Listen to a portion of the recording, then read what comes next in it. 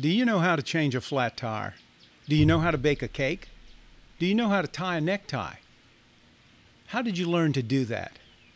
If you said Google, then I would say that you missed an opportunity for a very rich learning experience. Hi, welcome back to Fred's Food for Thought. You know, I remember when I was about 9 years old, my father walked outside and approached his car, and he noticed that the tire was flat. It was a 1957 Ford Fairlane, and the tire was flat. And I asked him, I said, "Dad, how do you change a flat tire?" So he said, "Come on, son, I'll show you." So he took me out to the car, opened the trunk, took the jack and the spare out of the trunk. In those days, it was a full-size spare. And he showed me meticulously, step by step, how to change the tire. He said, first you put the emergency brake on because you don't want the car to roll once you have the car jacked up. He placed the jack under the bumper in the rear, jacked the car up, took the hubcap off, used the lug wrench, removed the lugs, pulled the tire off, put the spare on, put the lugs back on, put the hubcap back on, and then lowered the car. He put the flat tire back in the trunk with the jack, and the job was done. So I learned that day how to change a flat tire. Well, it was really more than that. It wasn't just learning how to change a flat tire, because as my dad changed the tire, he shared with me the story about the very first time he ever changed a tire.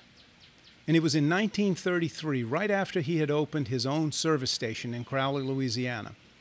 He told me about a 1928 Model A that came and limped in with a flat tire. He had to use an old-time jack to elevate it, take the tire off the rim, and then take the tire apart, remove an inner tube, patch the inner tube up, reinflate, put the tire back on, and the guy was done. It was finished. It was ready. And when it came time for payment, the guy asked my dad, "How much do I owe you?" And my dad said, "That'll be $1." Well, this was in 1933. We were in the height of the Great Depression, and money was tight. And this gentleman was traveling west, and he asked my dad, he says, "Would you consider a trade, because I'd like to hang on to what cash I have?" So my dad said, "Sure, what do you have in mind?" So that gentleman reached in his glove box, and he pulled out this beautiful hand-carved pipe. And he says, "I'll give you this in exchange for having changed my tire and repaired it." So my dad agreed, and the guy drove off on his way on his trip out west. And there was such a lesson for me to learn there. Not only that day did I learn how to change a tire, I learned how my dad changed one. And I learned the story about how business was conducted some 83 years ago. It was a rich encounter.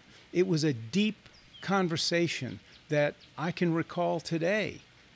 And it's something that I think if I had Google in those days and said, "How do you change a flat?"